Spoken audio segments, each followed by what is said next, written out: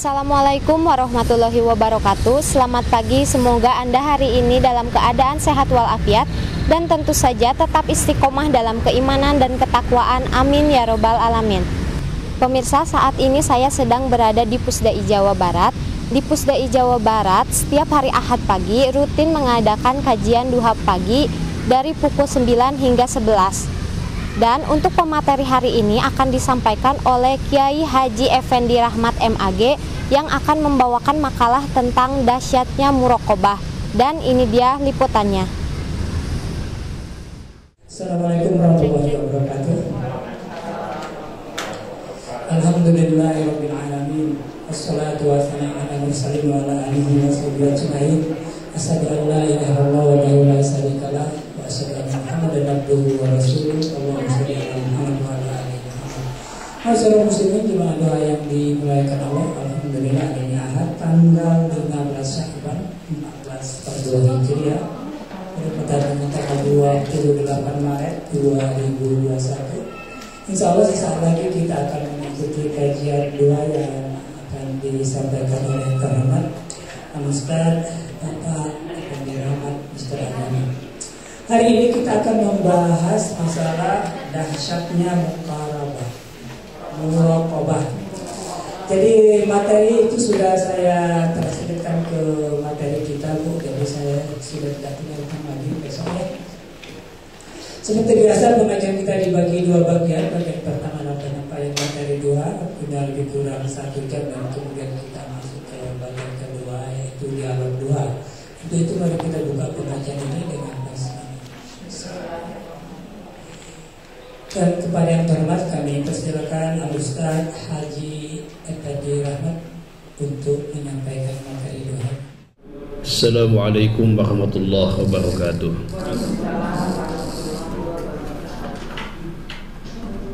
Bismillah, alhamdulillah, ashhadu an la ilaha illallah wahdahu la syarikalah, wa ashhadu anna Muhammadan abduhu wa rasuluh alladzi la nabiyya ba'da wa la rasulahu ba'da. Allahumma salli wa sallim wa barik ala rasulillah Sayyidina Muhammad ibn Abdillah wa ala alihi wa ashabihi wa mawala. La hawla wa la quwwata illa billah, amma ba'du. Subhanaka la ilma lana illa ma 'allamtana innaka antal alimul hakim. Wa qala Allah ta'ala fil Qur'anil Karim wa huwa asdaqul qailin. A'udzu billahi minasy syaithanir rajim. Bismillahirrahmanirrahim.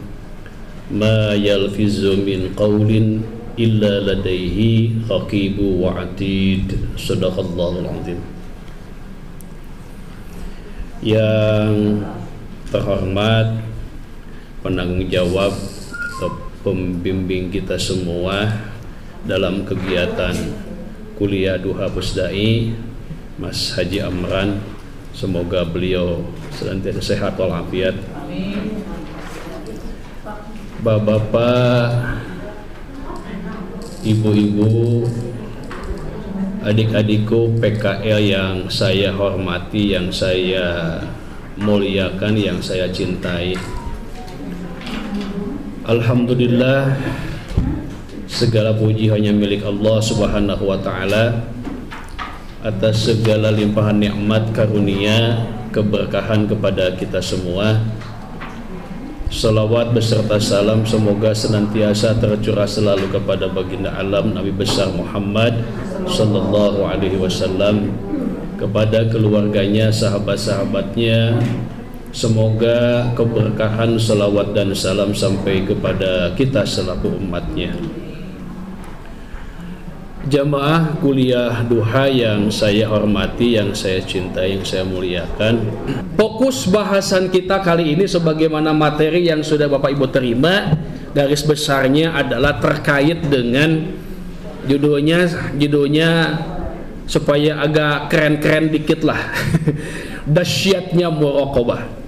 Ya, nanti kita akan bahas apa itu muraqabah, kemudian kenapa kita harus bermuraqabah, itu ya, dan apa keutamaan dari muraqabah ini. Bapak dan Ibu, nama saya kira sudah tahu semua lah. Nah, ini nomor teleponnya, kalau perlu silakan saja. Ada kan di situ ya? Oh, nggak ada. Ya emang nggak. Kalau perlu kontak person ya silakan itu. Sekarang kan zaman keterbukaan informasi, mah nggak ada yang perlu dirahasiakan. Nomor kontak saya 081 321 175 125, itu nomor saya. Ya. Silakan. Saya sehari-hari di Kanwil, Bapak dan Ibu, di Kanwil Kementerian Agama Provinsi Jawa Barat, di Jalan Jenderal Sudirman nomor 64. Nah, ini riwayat pendidikan, non formal, pekerjaan, organisasi. Nah, udahlah, lewat sajalah, kepanjangan. Baik, saya akan awali dari prinsip agama Islam dulu, atau pilar-pilar agama Islam. Ini bahasa istilah-istilah yang sudah Bapak Ibu kenal dari dulu, ya. Kita ngaji ini sudah dari dulu, dari sejak kecil kita ngaji, minimal sejak sekolah dasar lah, kelas 1 SD mah pasti mulai ngaji rata-rata. Atau bahkan sekarang ini kan sudah ada PAUD, ya, sudah pada mulai ngaji. Usia 5 tahun juga sudah pada mulai ngaji, bahkan 4 tahun pun ada yang sudah mulai ngaji. Kalau kita paling dari mulai kelas 1 SD rata-rata lah, atau TK lah, umur 5 tahun kita mulai ngaji, ya. Baik. Prinsip agama Islam ini, Bapak dan Ibu, itu diawali dengan sebuah hadis Nabi Muhammad SAW yang diriwayatkan oleh Imam Bukhari dan Imam Muslim, ya. Di mana pada saat itu Rasul sedang berkumpul, Bapak dan Ibu, dalam satu majelis halaqah pertemuan. Ada seseorang yang berpakaian serba putih, ya. Rambutnya juga putih, pokoknya serba putih lah semua. Datang langsung menghampiri Rasul, mendekap dua pahanya Rasul. Didekap gini, Pak, Bu, didekap. Kemudian bertanya kepada Rasul, ya Rasulullah, wahai Rasulullah, akhbirni anil iman, beritakan kepadaku tentang iman. Dijawab oleh Rasul kan, iman adalah al-imanu antu'mina billah wa malaikatihi wa kutubihi wa rusulihi wa biyumil akhir wa bil qadari wasyarri. Iman adalah, kata Rasul, engkau beriman kepada Allah, beriman kepada malaikat Allah, beriman kepada nabi dan rasul, beriman kepada hari akhir, beriman kepada qada dan qadar. Itu kan sampaikan oleh Rasul. Yang kedua, nanya lagi si orang tua itu, ya Rasul, sampaikan kepadaku tentang Islam. Apa sih Islam itu?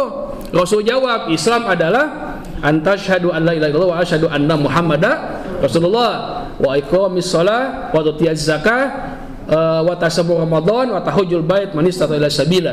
Islam adalah syahadat, apalagi salat, zakat, puasa dan haji.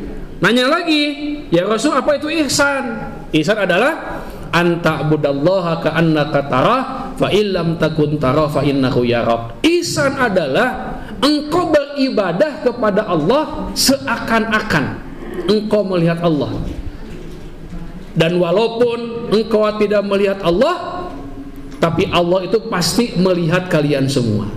Nah, Bapak dan Ibu jamaah sekalian, ini prinsip dasar agama Islam yang wajib kita ketahui. Karena kita ngaji ini tidak akan lepas dari 3 aspek ini: iman, Islam, ihsan. Nah, iman ini Bapak dan Ibu turunannya adalah akidah, ya kan? Bicara tentang keimanan. Ada lagi bahasa apalagi selain akidah? Teologi, ilmu kalam, aqaid. Itu merupakan bagian dari akidah. Ya, contohnya lah, Bapak Ibu masih ingat ketika kita belajar tauhid, belajar aqaid, ya, tentang sifat-sifat Allah, ya. Contoh, sifat wajib, sifat mustahil, sifat jaiz. Saya kira Bapak Ibu sudah pernah mendengar itu. yang jumlahnya ada 50 ya. Ari aqaidna iman eta aya 50 perkara, 20 sifat nu wajib di Allah, 20 sifat nu muhal di Allah, hiji nu wenang di Allah. Jadi jumlahna 40 40 hiji, 4 sifat nu wajib di para rasul, 4 sifat nu muhal di para rasul, hiji nu wenang di rasul. Jadi jumlahna salapan ditambah 40 hiji, jadi jumlahna 50. Nah itu teh aqaid. Bapak dan Ibu kita wajib tahu tentang ketauhidan kepada Allah. Ya kan? Tentang sifat-sifat Allah, tentang sifat-sifat Rasul, tentang keimanan yang lainnya. Ya, contoh. Yang kedua, tentang syariah. Kita belajar tentang hukum Islam. Ya, contoh. Kita belajar tentang apa? Sholat. Ya kan? Bagaimana tata cara sholat? Mulai dari wudhu, kemudian kita sholat dan lain-lain. Itu termasuk pada bagian dari syariah. Aspek ekonominya dan lain-lain. Kemudian yang ketiga, ihsan, turunannya adalah akhlak. Nah, di mana fokus kita hari ini? Teorinya adalah dari konsep ihsan. Nah, makanya saya mengawali dengan pondasi agama Islam ini. Jangan langsung muraqabahnya. Dari mana dulu muraqabah itu? Konsep muraqabah itu berawal dari konsep ihsan. Jadi masuk dalam disiplin ilmu namanya ilmu tasawuf itu ya. Di dalam ilmu tasawuf di dalamnya ada konsep muraqabah. Jadi ihsan ini turunannya adalah nantinya itu akhlak, turunannya lagi yaitu tentang masalah muraqabah. Pertanyaannya, apa itu muraqabah? Mari kita lanjutkan. Ibu kan sering, Bapak Ibu kan sudah mengenal istilah muraqabah ya. Ada muraqabah itu berasal dari kata raqabah. Raqabah itu artinya apa? Penjagaan dan pengamatan. Ya. Jadi kita ini ya pokoknya ada muraqabah, jadi ada penjagaan dan ada pengamatan. Pertanyaannya nanti, siapa yang melakukan pengamatan kepada kita? Siapa yang mengawasi kita? Nah, kalau bahasa kerennya apa? Siapa yang mengaudit kehidupan kita? Siapa? Nanti kita akan lihat di slide selanjutnya. Maka jika disambungkan dengan lafaz Allah, Bapak dan Ibu, muraqabatullah itu maka maknanya menjadi dua. Nah, pertama ya di materi atau yang sudah Bapak Ibu baca itu sudah ada, tapi ada tambahan-tambahan dari saya. Pertama, maknanya Bapak dan Ibu penjagaan dan pengamatan yang dilakukan oleh hamba kepada Allah. Itu makna yang pertama ya. Penjagaan dan pengamatan yang dilakukan oleh hamba kepada Allah. Yang kedua, penjagaan yang dilakukan hamba Allah terhadap perbuatan dirinya agar senantiasa sesuai dengan kehendak dan ketentuan Allah. Itu artinya. Nah maka di sini kita simpulkan Bapak Ibu, muraqabah itu apa sih? Coba lihat. Muraqabah adalah suatu keyakinan yang dimiliki seseorang. Ingat nih, suatu keyakinan yang dimiliki seseorang bahwa Allah Subhanahu wa taala senantiasa mengawasinya. Nih, sudah mulai kan? Kita memahami, sudah mulai dihantarkan kepada sebuah pemahaman. Melihatnya. Awas, apa Bu? Pak, melihatnya. Apalagi? Mendengarnya.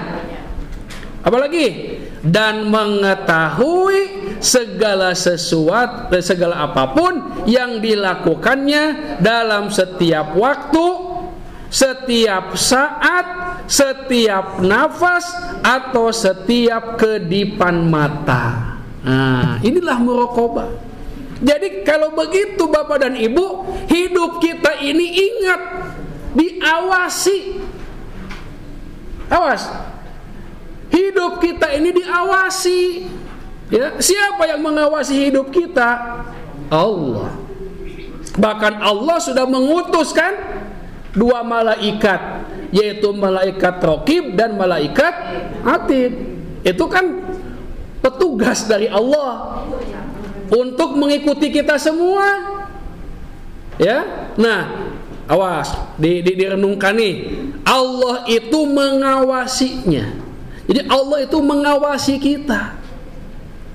Allahu naziri, Allah itu memperhatikan aku, memperhatikan kita semua, gitu kan? Jadi Allah senantiasa mengawasi kita, kemudian melihatnya. Yakin nggak Allah maha melihat? Yakin?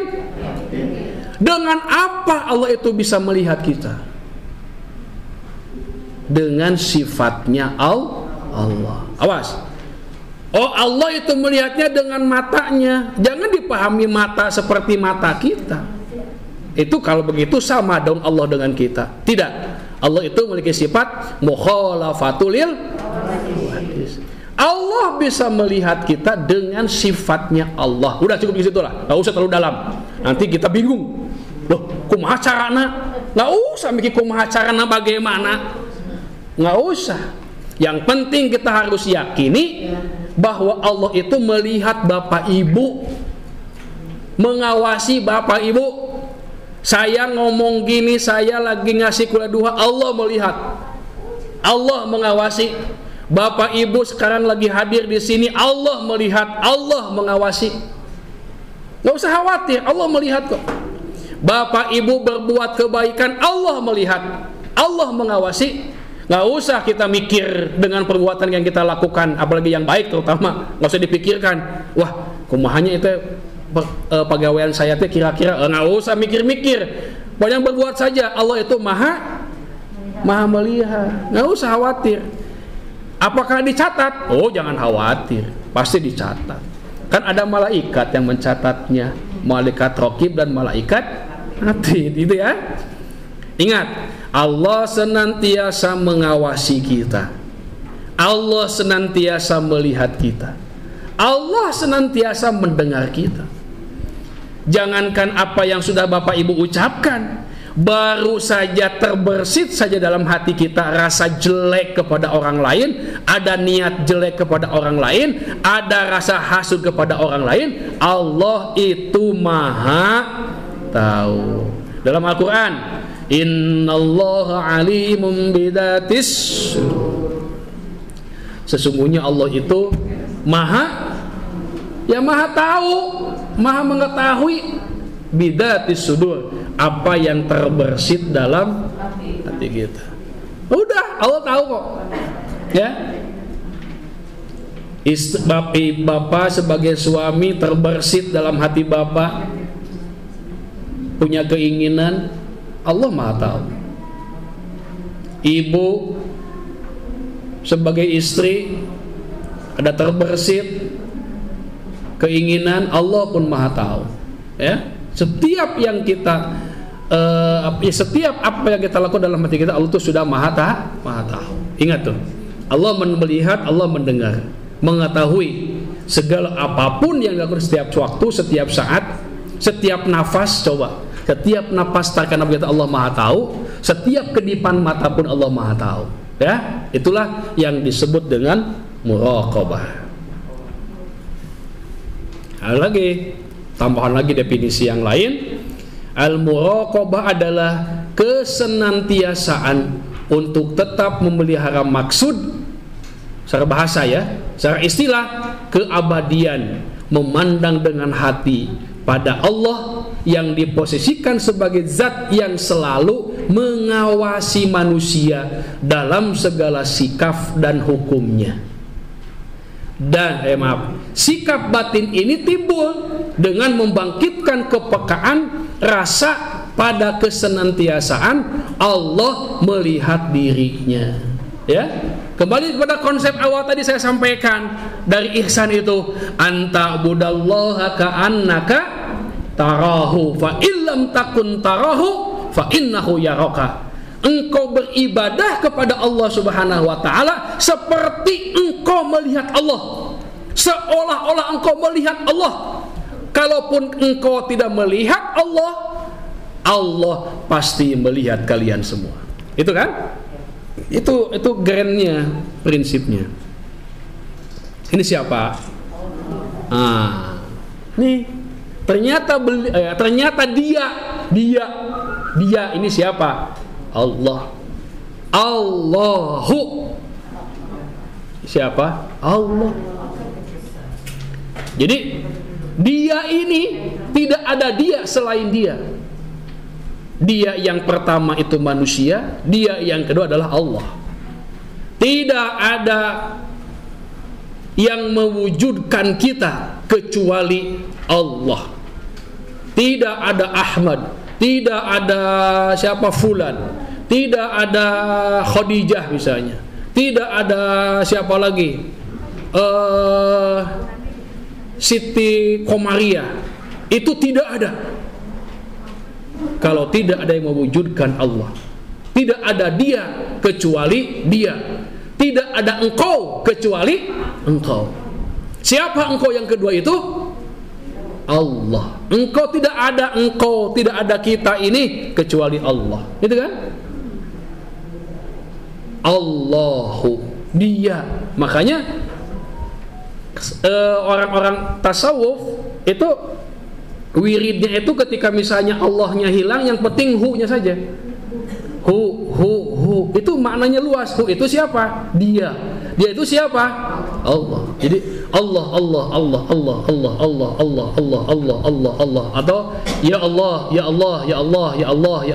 Allah. Itu bisa kita jadi wiridan ini. Wiridannya kalau yang saya terima dari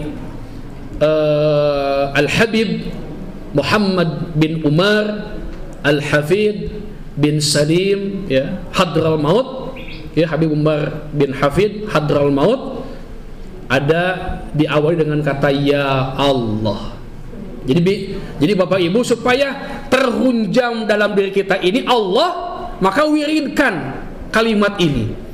Ya Allah, ya Allah, ya Allah, ya Allah, ya Allah, ya Allah, ya Allah, ya Allah. Silakan sebanyak-banyaknya.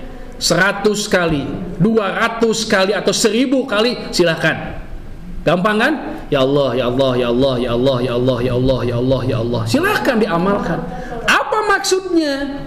Supaya di sini, di dalam hati kita ini yang dihunjamkan ini Allah. Sampai Bapak dan Ibu, detakan nadi kita ini, tarikan nafas kita ini, semuanya sudah detakannya yang didetak, yang apa? Ketika berdetak itu munculnya adalah Allah. Jadi sampai jadi ini sudah detakannya, sudah dedakan Allah di sininya itu Allah. Ketika Bapak Ibu ngomong spontan pun pasti yang muncul itu. Coba kalau Bapak Ibu tidak pernah berzikir Allah ini, nggak pernah berzikir secara umum lah, apa saja, Subhanallah, Alhamdulillah, Akbar, La ilaha illallah, zikir yang biasa. Kita ngomongnya yang jelek-jelek, saat kita spontan itu pasti yang dikeluar ucapan itu, ucapan yang biasa kita ucapkan. Tapi kalau hati kita ini, jiwa kita ini, batin kita ini sudah diisi dengan Allah, maka saat kita muncul, setiap kita berucap apapun, pasti yang kita ucapkan hanyalah Allah. Enggak ada kata lain. Luar biasa. Sampai kita wafat, sampai kita menghadap Allah, maka yang kita ucapkan itulah yang kita biasakan sebagai wirid, sebagai ucapan kita.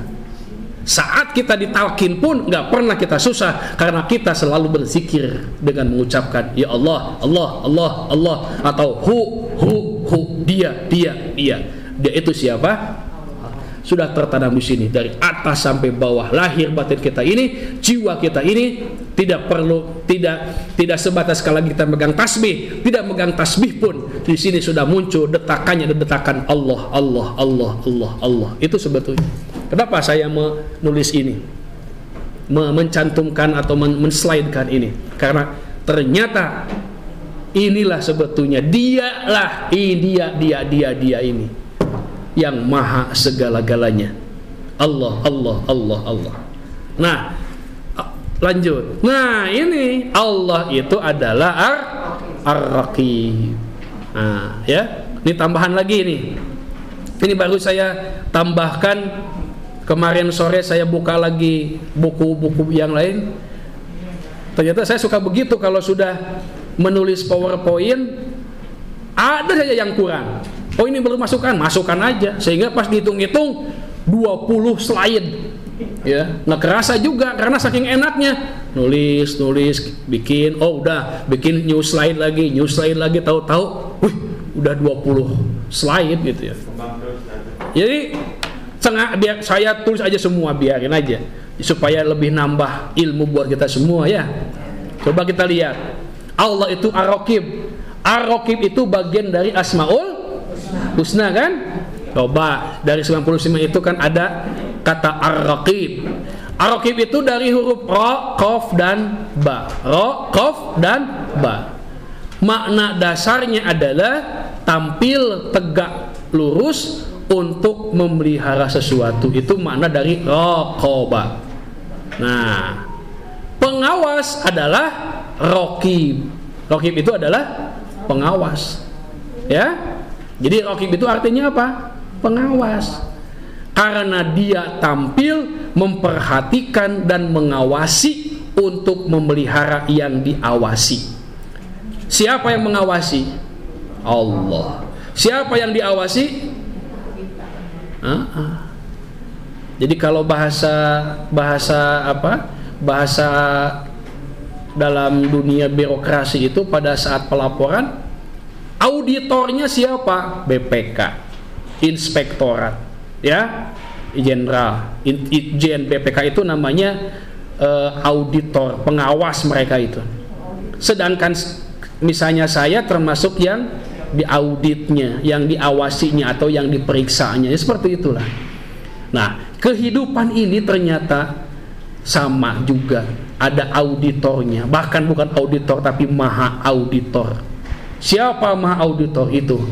Allahu. Ini maha auditornya itu Allah. Yang diawasinya siapa? Kita semua. Kita semua itu diawasi oleh Allah. Nah, dalam Al-Quran kata Raqib ditemukan sebanyak 5 kali, ya. Di mana saja? Tinggal lihat oleh ibu bapak dalam Al-Quran. 3 diantaranya menjadi sifat Allah, ya. Dan 2 lainnya masing-masing, 1 bagi malaikat pengawas dan pencatat ucapan setiap manusia. Kalau itu yang tadi saya awali itu, ma yalfizu min qaulin illa ladaihi raqibu wa atid. Gitu kan? Tidak ada satu kata ucapan, ya, kecuali ladaihi, kecuali dak ladaihi ada yang mengawasinya. Gitu. Jadi ladaihi itu kecuali ada yang mengawasinya. Ya. Siapa yang mengawasinya itu? Ya kan? Raqibu wa atid. Ini malaikatnya, ini berarti utusannya Allah. Malaikat Raqib dan malaikat atid. Nah, itulah. Nah, dah. Kemudian dan satu lagi bagi Nabi Syuaib yang menjadi Raqib terhadap kaumnya. Ya, silakan dibuka aja surah Hud ayat 93. Kemudian, nah ini nih, Allah bersifat Raqib adalah dia yang mengawasi atau yang menyaksikan atau mengamati makhluknya dari saat ke saat. Ya, seperti yang tadi, definisi yang tadi itu hampir sama ya, sama sebetulnya definisinya, nggak terlalu jauh. Ini saya baca dalam buku Menyingkap Tabir Ilahi yang ditulis oleh Profesor Dr. Kiai Haji Muhammad Quraisyab. Ini yang saya kutip. Baik, kita lanjutkan. Oke. Sekarang dalil muraqabah ya. Tinggal dibuka aja lah di Al-Qur'annya. Ini ada sebagian yang tidak saya surahnya, nanti buka aja lah. Ada yang Oke, yang pertama, Allah Maha mengawasi tiap-tiap sesuatu, ya. Jelas tuh. Allah adalah zat yang melihat kamu ketika kamu berdiri untuk sholat dan melihat gerakanmu di tengah-tengah orang yang sujud. Ingat Bapak Ibu sholat itu Allah lihat. Baik tidak baiknya sholat Bapak Ibu Allah lihat. Udah, ya. Nah, jadi yang kita pikirkan sekarang, awas, yang harus kita tingkatkan sekarang adalah sholatnya yang berkualitas, sholat yang sudah terhubung, yang sudah tersambung diri kita dengan Allah. Itu saja. Gak usah lagi Bapak Ibu berpikir mempersoalkan urusan-urusan yang kecil. Saya sholatnya pakai usoli, saya tidak pakai usoli, itu gak usah lagi. Tinggalkan itu semua. Sekarang kita harus benar-benar menyambungkan diri kita saat sholat dengan Allah. Itu saja tugas kita semua. Harus tingkat. Jangan hanya berkutat di masalah fikih. Udah, itu udah selesai lah, nggak usah lagi dibahas. Tapi bagaimana kita naik saat kita sholat, kita sudah terhubung jasadiah dan batin kita dengan Allah. Itu tugas kita. Bagaimana sholat itu sebagai sarana ittisalu atau al-wusul ilallah, ketersambungan diri kita dengan Allah. Itu saja. Itu yang harus kita tingkatkan. Nggak usah lagi kita berbicara urusan yang kecil-kecil sekarang itu. Ya, itu sudah tidak laku lagi bagi saya. Kenapa? Karena sekarang kita harus meningkat. Udah, pokoknya mau gaya sholat apapun, semuanya baik, semuanya benar.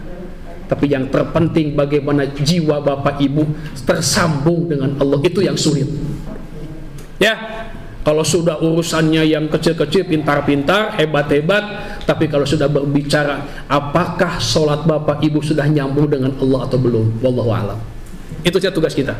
Makanya kita perlu ngaji. Ya, jangan tidak cukup ngaji kita ini. Harus terus kita ngaji. Ya, harus terus kita menggali kitab-kitab itu.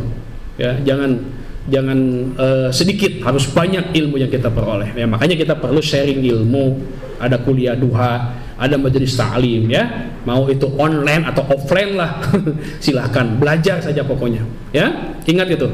Jadi sekarang bagaimana kita ini saat sholat sudah mulai nyambung dengan Allah, ya, sudah merasakan kehadiran Allah dalam diri kita, sehingga pada saat kita suatu tenang, damai, tenang, terasa nikmat, ya. Itu sajalah sekarang tingkatkan, karena usia kita sudah luar biasa, sudah harus naik terus, ya. As-salatu mi'raj mukmin. Salat itu adalah mi'rajnya orang mukmin, ya.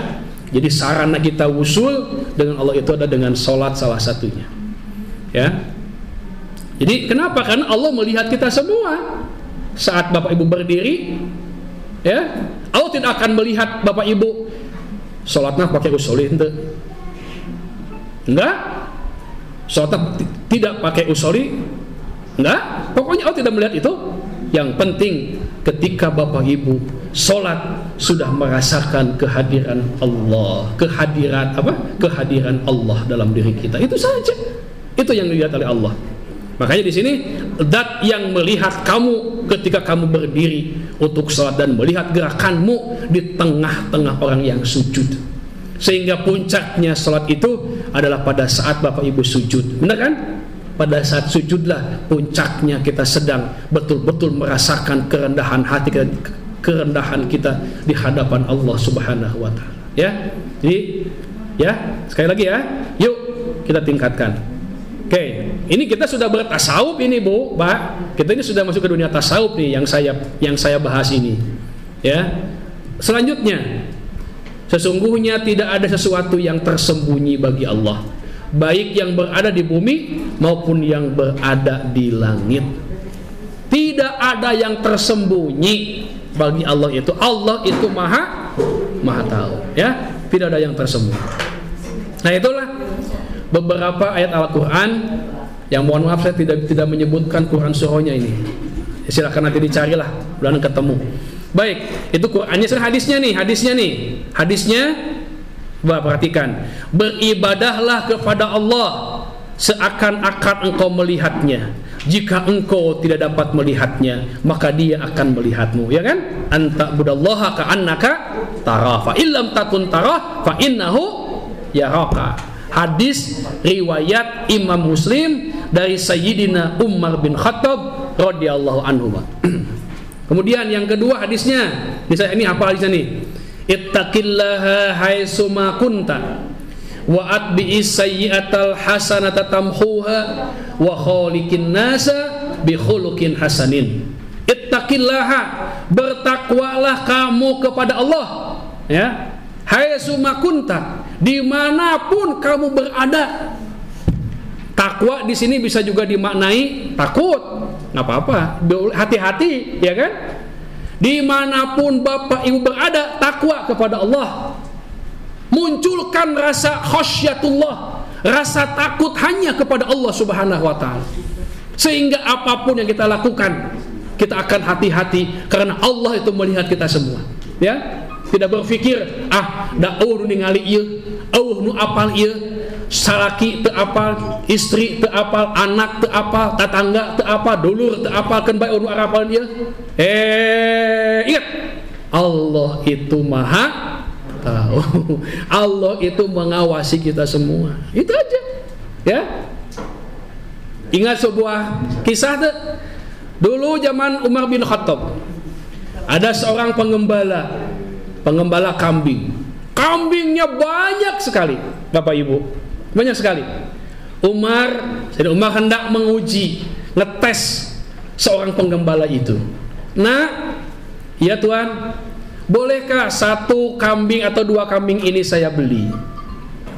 Ya. Apa jawab? Boleh gak saya beli kambing itu? Ya, 1 atau 2 kambing itu. Oh enggak bisa Tuhan. Kenapa enggak bisa? Kan Tuhanmu enggak tahu. Yang punya kan enggak tahu, kata si anak gembala itu. Apa coba jawabannya si anak itu? Tuhan, memang yang punya enggak tahu. Tuhan enggak tahu. Tuannya yang punya ini enggak tahu. Coba apa yang dia katakan? Kalau begitu, Ainallah, di mana Allah itu? Itu yang ngejawab itu pengembala, Bu, Pak, orang awam, bukan santri, bukan yang bisa ngaji. Tapi jawabannya ternyata membuat Umar bergetar. Kalau begitu di mana Allah, Tuhan?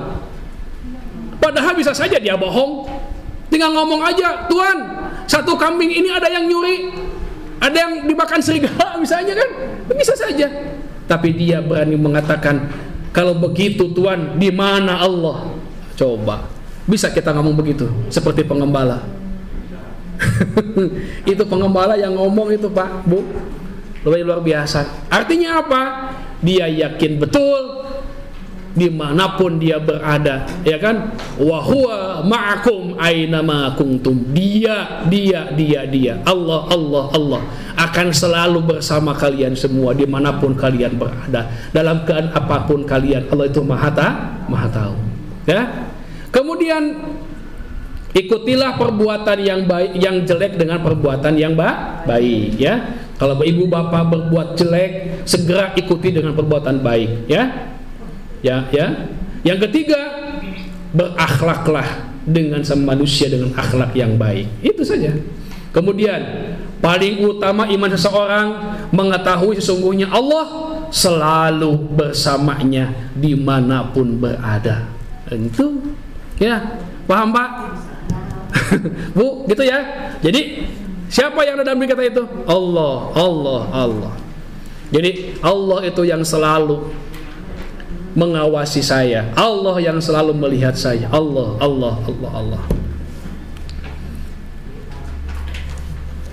Oke, kita lanjutkan.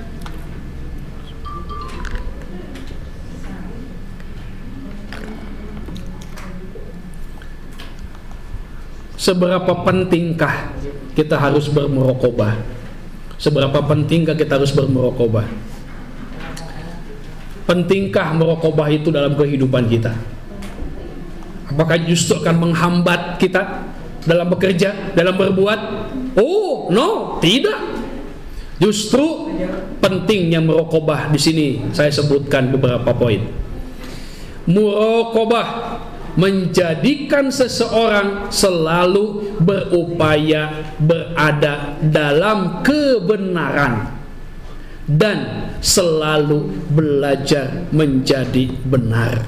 Nah, ini justru dengan muraqabah itu kita berada dalam kebenaran. Kita akan selalu berada dalam rel yang benar, sesuai dengan aturan Allah, sesuai dengan aturan yang ditetapkan pemerintah, ya begitu, sesuai dengan regulasi, karena kita berada dalam kebenaran.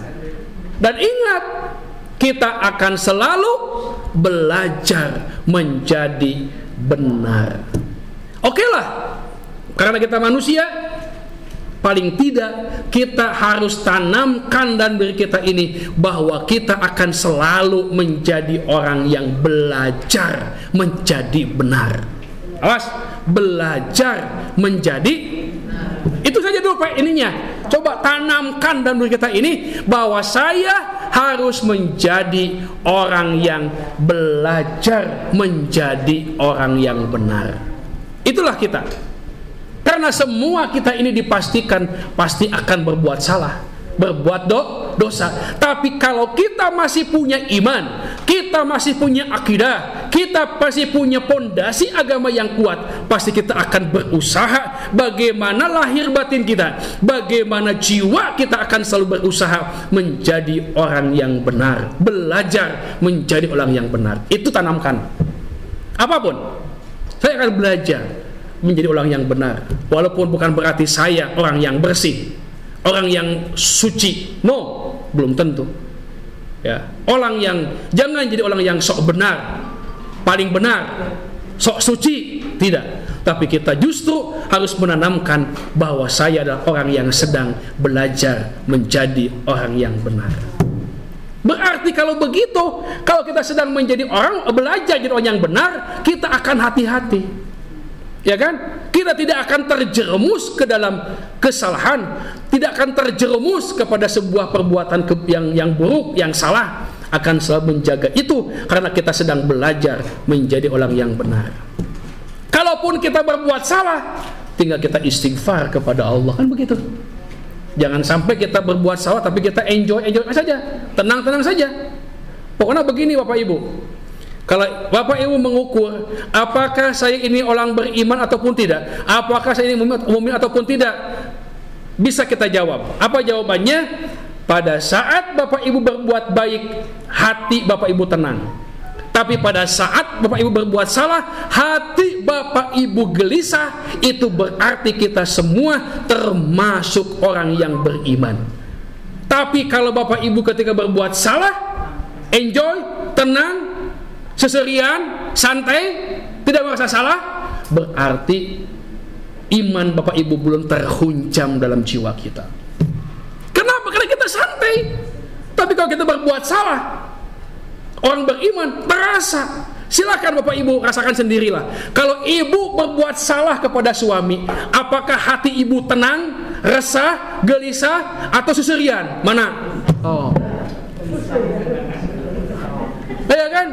Ukur gitu. Lamun tenang, salah, biasa, santai, wah, berarti Pak, istri Bapak belum terhunjam keimanannya. Sama, Bapak pun sama sebagai suami. Kalau Bapak sebagai suami, pada saat berbuat salah kepada istri, berbuat maksiat, tenang, santai, enjoy, seserian, berarti iman Bapak Ibu belum terhunjam. Tapi kalau kita masih muncul rasa gelisah, rasa tidak tentram, rasa tidak nyaman, itu artinya agama, iman, khasyatullah masih tertanam dalam jiwa kita. Tapi kalau sudah dicabut khasyatullahnya, itu yang terjadi. Berbuat maksiat, tenang, korupsi, tenang, merampok, bansos, Covid, tenang, seserian, hati-hati itu. Itu berarti imannya belum terhunjam. Iya kan? Oh, ini karena sistem sudah baik, aturan sudah benar, nggak usah menyalahkan sistem. Tapi ternyata bukan sistem, itu adalah orangnya saja yang memang sudah mau niat akan melakukan korupsi. Dia sudah tidak merasa dalam dirinya bahwa Allah itu melihat perbuatannya. Iya kan? Itu yang harus ditanamkan. Makanya dalam bahasa lain, dulu ada istilah waskat, pengawasan melekat. Zamannya Menpannya Pasar Wonokusuma Atbanja. Kalau kita coba aja ganti waskatnya itu adalah pengawasan malaikat. Benar kan? Udah aja itu. Jadi saya sebagai orang yang masih aktif di dunia birokrasi, bukan hanya saya merasa diawasi oleh BPK, oleh Inspektorat Jenderal, tapi juga saya harus merasa bahwa saya ini diawasi oleh malaikat, petugasnya Gusti Allah, bahkan saya diawasi langsung oleh Allah. Itu makanya saya ingat satu konsep bagus dari almarhum Al-Maghfurullah Kiai Haji Jainuddin MZ. Begini konsepnya bagus, itu kata-katanya bagus. Ana muslimun qabla kulli syai'in. Saya seorang muslim harus ingat sebelum berbuat bahwa saya adalah seorang muslim. Artinya apa? Seorang muslim dia akan khasyatullah. Ketika dia akan berbuat, mikir. Iya kan? Apa dulu? Mikir dulu, ini benar ataupun salah perbuatan saya ini. Itu seorang muslim. Makanya hati-hati sebelum berbuat itu, mikir dulu apakah ini akan membawa kemaslahatan atau membawa kemudaratan, apakah akan membawa baik atau mafsadat. Makanya hati-hati dipikirkan dulu. Sama juga Bapak Ibu, seorang pejabat begitu Pak Bu, ketika dia mau marap saja, mikir dulu. Kalau sudah yakin benar apa yang dia parap, apa yang dia tanda tangani, insya Allah dia akan selamat. Tapi kalau sudah nuansanya sudah ragu, nuansanya akan jadi masalah di kemudian hari, kemudian pikir hatinya gelisah, kemudian khawatir, nggak usah. Atau kalau perlu, sebelum tanda tangan, minta pilihan kepada Allah, minta diyakinkan kepada Allah melalui istikharah. Apakah yang akan saya proyek yang saya lakukan ini akan selamat? Ya Allah, tolong tunjukkan. Kalau ragu, gak usah. Ya gitu aja. Walaupun memang ini berat juga, ini yang begitu berat, susah ini. Pasti main gabret saja sudah, gitu kan? Ya yang penting sesuai dengan aturan saja, itu saja intinya. Kenapa? Karena akan diawasi, akan diaudit, kan begitu. Diaudit di dunia, ingat di akhirat pun kita akan diaudit kan gitu. Nah makanya Allah Maha mengawasi. Ingat tuh. Jadi yang pertama adalah, jadi dengan muraqabah itu Bapak Ibu kita diajarkan supaya kita berusaha menjadi orang yang benar. Akan berusaha menjadi orang yang benar. Jangan pernah mengatakan begini, saya ini sudah tidak benar, sudah kadang berbuat salah, nggak boleh. Tapi harus Bapak Ibu tanamkan, saya sedang berusaha menjadi orang yang benar. Itu saja. Cukup itu, sudah cukup, sudah bagus tuh. Udah nggak usah mikir saya harus jadi orang yang suci. Wah, jauh. Saya harus jadi orang yang hebat, jauh. Udahlah, itu mah nggak usah. Yang penting gini aja, bahwa saya berusaha ingin menjadi orang yang benar, itu aja. Udah cukup. Ya. Sehingga akan muncul kerendahan hati Bapak dan Ibu, ya, karena kita ini manusia yang pasti akan berbuat salah. Makanya yang kita tanamkan, oh ya Allah, saya ini sedang belajar menjadi orang yang benar. Itu saja. Ya, tanamkan ya apa? Saya berusaha belajar menjadi benar atau menjadi orang yang benar. Itu saja, belajar semua kita ini. Ya. Pertama, nih yang kedua nih, muraqabah menjadikan seseorang selalu berupaya melakukan muhasabah atau introspeksi, mawas diri dan evaluasi diri. Ingat itu. Jadi kalau ibu sudah menanamkan rasa diawasi oleh Allah, maka ibu bapak akan selalu bermuhasabah, selalu introspeksi diri kita. Ya Bu, Pak, Bapak Ibu nggak usah ngitung-ngitung kesalahan batur lah, sudah capek deh, ya kan? Ibu bapak jangan sok pinter ngitung kesalahan batur, nggak usah. Jangan sok pintar lah. Udah aja pintar-pintar ngitung kesalahan diri sendiri saja. Capek kalau bapak ibu terus mikiran batur. Senang nak batur, nu susah nak urang, capek deh. Iya kan? Tatangga beli motor capek mikir, tatangga beli mobil mikir, tatangga mobil nak 2 mikir, tatangga mobil nak 3 is dead. Alah, capek. Udah deh, hitung aja, introspeksi saja. Kesalahan kita ini lebih banyak daripada saudara saya. Itu saja, selesai. Walaupun kita digodanya begitu, digodanya. Kalau sudah kita ngariung, ayah hikmah nanya, ku COVID-nya. Benar tuh Pak, ayah hikmah ku COVID. Menjauhi kerumunan. Iya kan? Sehingga jarang ada ngariung-ngariung, ngumpul, ngobrol. Mending ngobrolna alus, ngobrolna gosip, ngobrolna aib, ya kan? Ngobrolna dosa batur. Sekarang udah kurang tuh, udah kurang ayah hikmah COVID-nya. Dasieun. Naon coba? Dasieun. Apa cenah Ustad kan bisa ayeuna mah sanajan teu langsung oge naon make medsos heuh eta sarua eta oge. Telepon chattingan mimitina mah chattingan alus. Kadituna gosip. Ya, udah deh sekarang mahnya kurang teh da umur geus 20 ka luhur. Nah, geus 30 leuwih, 40 leuwih, 50 60 geus kudu sadar diri lah. Pola so-soan geus kudu bener. Geus kudu bener aya namanya wayah nanya. Geus sarua abdi kudu bener, sarua abdi ge ka ibu ka abdi sarua. Apaan kieu? Mamatahan teh almarhum almarfurullah pangersa Abah Anom Suryalaya. Bager urang teh ngomong ka batur mah curugna teh hiji lain. Hiji teh ka batur, ari nu opatna ka saha? Ka saya gitu. Ka abdi Bu, Pak. Urang teh tutunjuk teh kieu yo. Hei, sabariji. Ari nu opatna ka urang, ka abdi. Berarti ketika abdi bicara kieu anu loba dipapagahan teh saha? Urang sorangan. Abdi ke mamatahan abdi ya teh lain mamatahan bapak ibu. Ima wasilah wungku aya kuliah duha. Da mun eueuh mah meureun moal. Gitulah. Jadi introspeksi diri.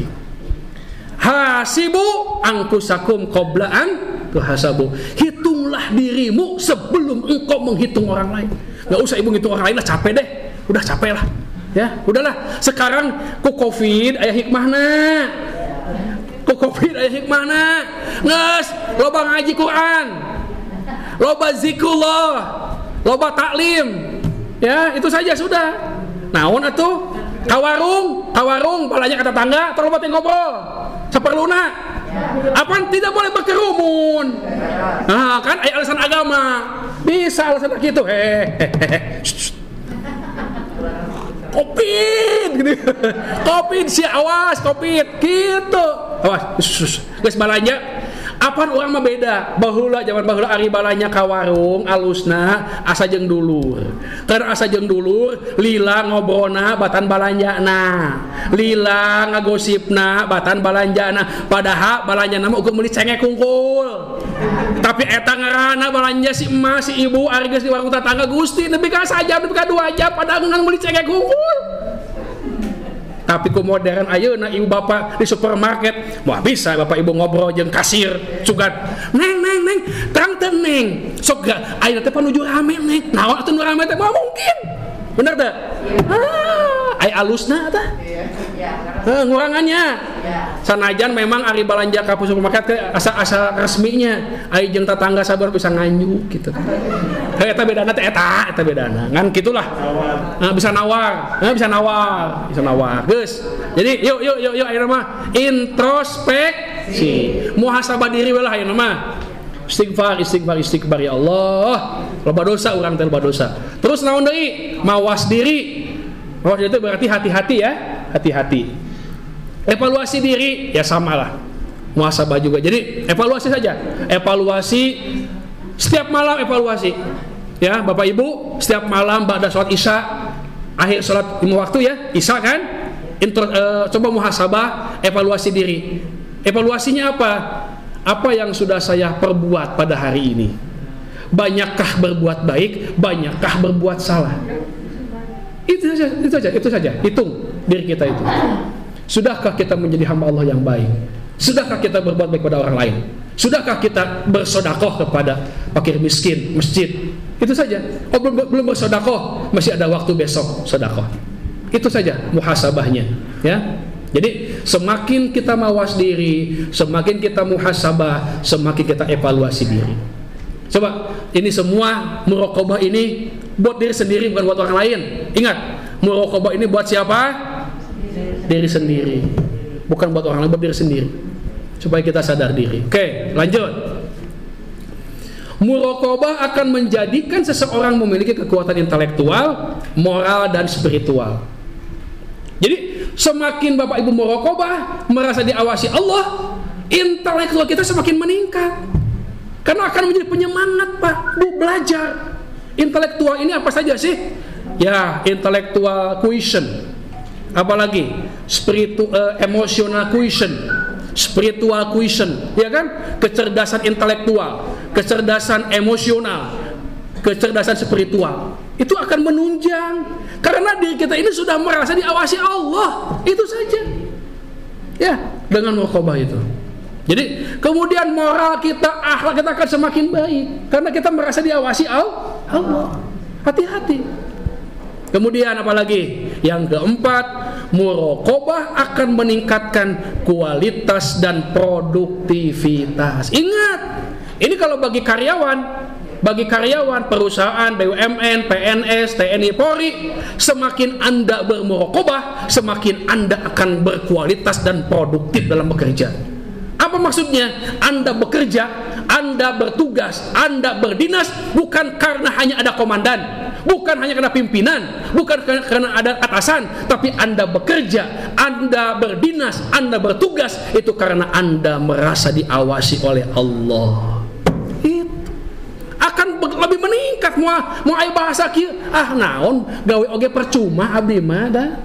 Enggak, tapi justru semakin produktif, justru akan semakin berkualitas bekerjanya.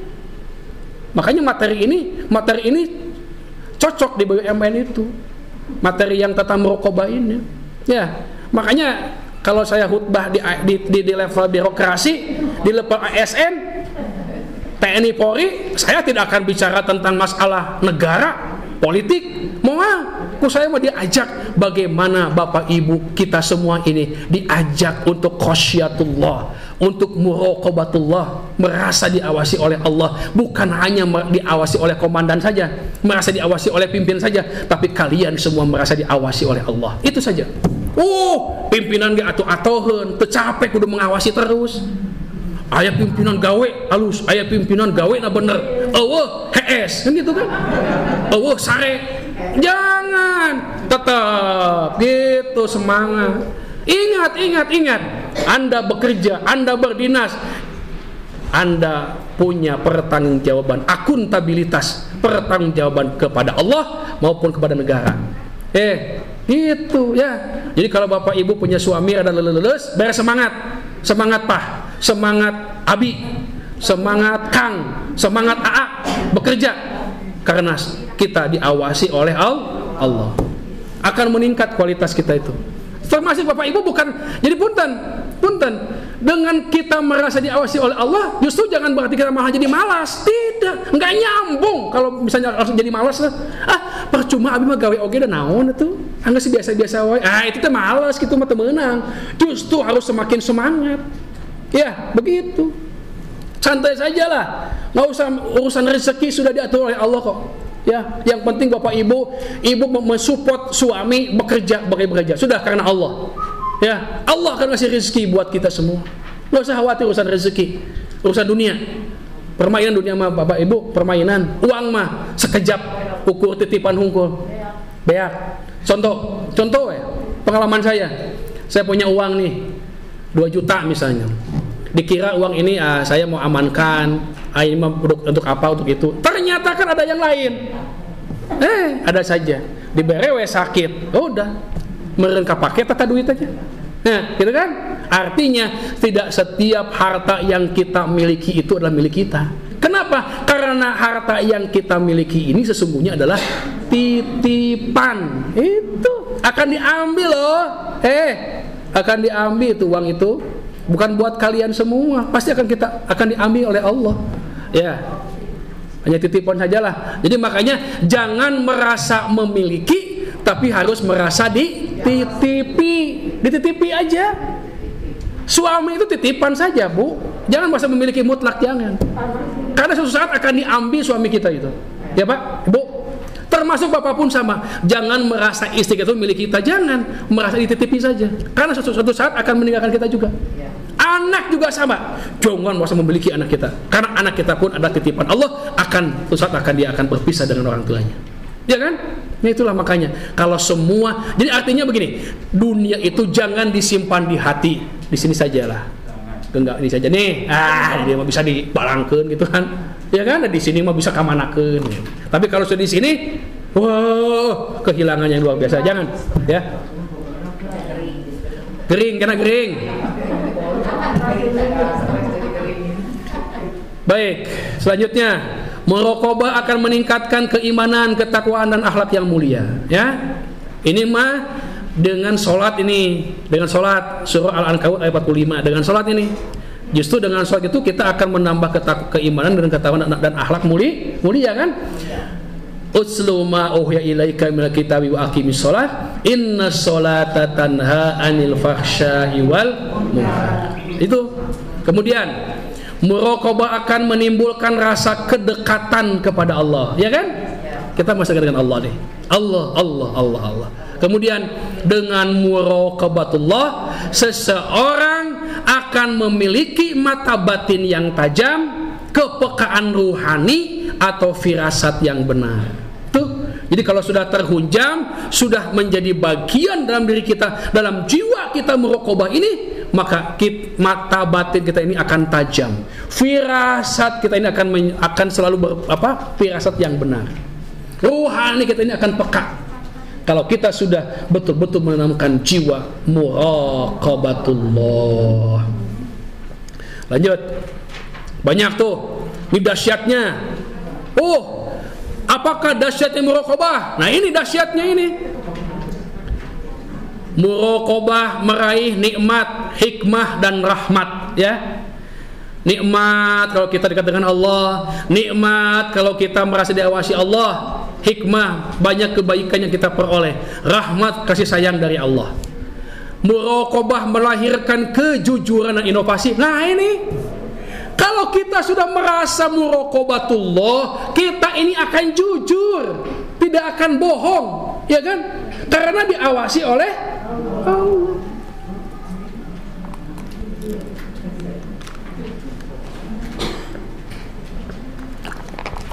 Kita merasa Allah itu lihat, awas, hati-hati jangan bohong, harus jujur, kan begitu? Jangan bohong deh. Kalau sudah jiwa kita ini, lahir kita ini diliputi dengan kebohongan, maka akan bohong terus. Hati-hati. Ya. Kemudian akan berinovasi, akan memunculkan ide-ide baru. Jadi semakin berkembang pikirannya itu. Jadi bukan semakin dia menjadi pegawai yang stagnan, dia akan dinamis, dia akan berubah, dia akan menjadi orang yang selalu maju. baru gitu loh, berinovasi. Karena berinovasi selalu. Kemudian muraqabah ini sumber sikap antisipatif dan responsif. Dia selalu mengantisipasi, selalu respon terhadap perkembangan zaman. Ya, jadi semakin bagus. Makanya tertarik juga ya. Kan saya kebetulan suka ada ngisi materi, ngisi ceramah di Telkom Japati ya, di Telkom Pusat. Jadi bagus. Konsepnya adalah bekerja ma Allah, bekerja bersama Allah. Bagus itu, betul, konsep luar biasa. Jadi bukan hanya di perusahaan, kita juga sama. Saya bekerja juga harus bersama Allah dong. Jangan bersama setan. Ya, kalau bersama setan apa nantinya? Bisikan-bisikan, pengennya tuh, piduitan, tuh, ada peluang tuh. Wah, tapi kalau bersama Allah, kita akan selalu bersikap hati-hati. Kemudian, muraqabah manusia pembelajar dan visioner. Ya, muraqabah penyebar rahmat dan filantropis. Filantropis itu artinya kedermawanan. Jadi Bapak Ibu, kalau semakin Bapak Ibu muraqabah, semakin bager, semakin dermawan, semakin baik, jauh dari bakhil, mergehese, medit, cap jahe. Iyalah, kan gitu ya Pak. Sepakat enggak Bapak Ibu? Iya. Jadi lamun muraqabah teh Pak, semakin bager orang teh Pak. Nya, aya rezeki bager ka batur. Aya rezeki hayang mere ka batur, gitu kan? Itulah. Oh, ini mah gambaran aja ya. Gambaran-gambaran. Dan dia bersama kamu dimanapun kamu berada, dan Allah mau melihat apa yang kamu perbuat ya. Ingat ya itu. Nah, kita semua ini ODP, orang dalam. Iya. Saya ODP, Bapak ODP, Ibu juga ODP. Jadi kita semua ini ODP, orang dalam pengawasan. Siapa yang mengawasi? Lain ukur COVID corona wungkul. Ayo corona wae. Urang ge kabeh, geus kabeh termasuk ODP, orang dalam pengawasan. Inna rabbaka labil mirsad ya. Oke. Jadi lamun poho bab ngaji atau kuliah duha poe ieu bisi ditanyaku salaki ku caroge masing-masing di bumi. Ibu, Umi, atau Yayang, sayang, bebek, inungna, emakna, bapakna, ya, atau apa? Ditanya apa hasil kuliah duha tadi di Busda itu? ODP. Orang dalam pengawasan. Jika anak eta salaki curing hak rewas, ada si ibu ODP orang teh. Pak, ya tong karewas Pak, tong karewas. ODP teh maksudna orang TKB teh dalam pengawasan Allah. Ada jelasnya. Jika nama ruas merendah nyahuna ODP teh keur masalah COVID hungkul, ternyata henteu. ODP teh KB orang teh.